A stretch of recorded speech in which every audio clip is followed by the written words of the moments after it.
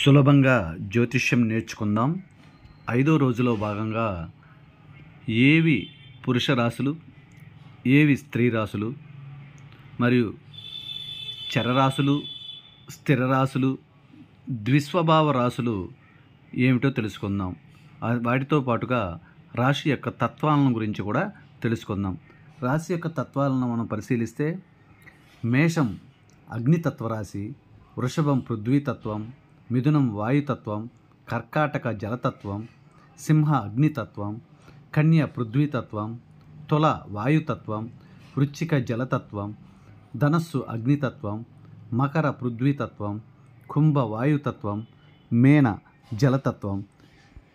అగ్నితత్వ రాశులు వచ్చి మేషం, సింహం, ధనుస్సు అయితే వృషభం, కన్య, మకర పృథ్వీతత్వ రాశులు, మిథున, తుల, కుంభ వాయుతత్వ రాశులు,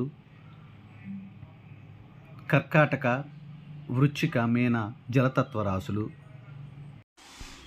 మేషరాశి చరరాశి, వృషభ స్థిర రాశి, మిథున ద్విస్వభావ రాశి, కర్కాటక చరరాశి, సింహం స్థిర రాశి, కన్య ద్విస్వభావ రాశి, తుల చరరాశి, వృశ్చిక స్థిర రాశి, ధనస్సు ద్విస్వభావ రాశి, మకర చరరాశి, కుంభ స్థిర రాశి, మీన ద్విస్వభావ రాశి.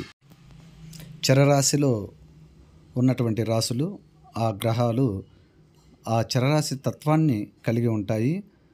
స్థిర రాశిలో ఉన్నటువంటి స్థిరమైన తత్వాన్ని, ద్విస్వభావ రాశుల్లో ఉన్నటువంటి ద్విస్వభావ చర మరియు స్థిర తత్వాన్ని కలిగి ఉంటాయి. దీన్ని మనం పరిగణలోకి తీసుకుంటాం. మేష పురుషరాశి, వృషభ స్త్రీ రాశి, మిథున పురుషరాశి, కర్కాటక స్త్రీ రాశి, సింహ పురుషరాశి, కన్య స్త్రీ రాశి, తుల పురుషరాశి, వృశ్చిక స్త్రీ రాశి, ధనస్సు పురుషరాశి, మకర స్త్రీ రాశి, కుంభ పురుషరాశి, మీన స్త్రీ రాశి. గ్రహము పురుష రాశిలో ఉంటే అది పురుషతత్వాన్ని, స్త్రీ రాశిలో ఉంటే స్త్రీతత్వాన్ని అది ప్రదర్శిస్తుంది. ఇప్పుడు పురుష రాశిలో గ్రహ స్వభావంతో పాటు ఆ రాశి యొక్క పురుష రాశి, స్త్రీ రాశి దాని ఆధారంగా కూడా ఆ గ్రహాలు ఆ పురుష లేదా స్త్రీ స్వభావాన్ని కలిగి ఉంటాయి. వీటినన్నిటిని మనం పరిగణలో తీసుకొని ఆ తత్వాలని, ఆ రాశి యొక్క స్వభావాన్ని, అది పురుషో స్త్రీయో లేదా చర స్థిర ద్విస్వభావో లేదా అది ఏ తత్వంలో ఉందో దాని ఆధారంగా మనం పరిగణలోకి తీసుకోవాలి.